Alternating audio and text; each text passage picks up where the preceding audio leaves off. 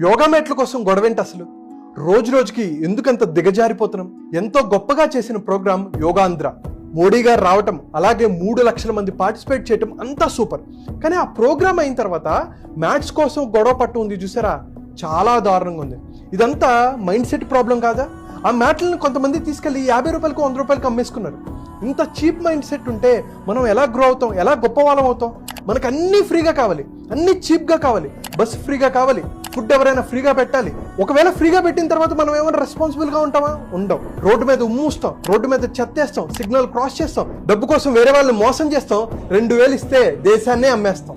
దీని గురించి ఎందుకు ఇంతలాగా మాట్లాడుతున్నానంటే, ఇప్పుడు మ్యాథ్స్ కోసం జరిగింది. కానీ ఇండియన్ ఏసీ ట్రైన్స్లో 2 లక్షల టవళ్ళు, 81,000 బెడ్షీట్లు, 7,000 బ్లాంకెట్స్ ప్రతి సంవత్సరం మనలాంటి ప్యాసింజర్స్ దొంగతనం చేస్తున్నారు.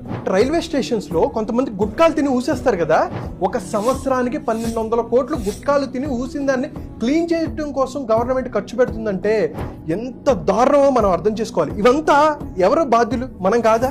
మనం రెస్పాన్సిబుల్గా ఉండి, మనం న్యాయంగా ధర్మంగా ఉంటే మనం డెవలప్మెంట్ ఎక్స్పెక్ట్ చేయొచ్చు. మనం న్యాయంగా లేకుండా, ధర్మంగా లేకుండా మనం పిచ్చి పనులు చేస్తూ మనం ఎలా గ్రో అవ్వాలనుకుంటాం, కంట్రీ ఎలా డెవలప్ అవ్వాలనుకుంటున్నాం? సో ప్రతి ఒక్కరూ రెస్పాన్సిబుల్గా ఉండాలి, ఒక గొప్ప గోల్స్ పెట్టుకోవాలి, మైండ్ సెట్ మార్చుకోవాలి, అనుకున్న లక్ష్యాలు సాధించడం కోసం మనం అంటూ మనం ప్రయత్నం చేస్తూ ఉండాలి. సో అది ఎలా చేయాలి?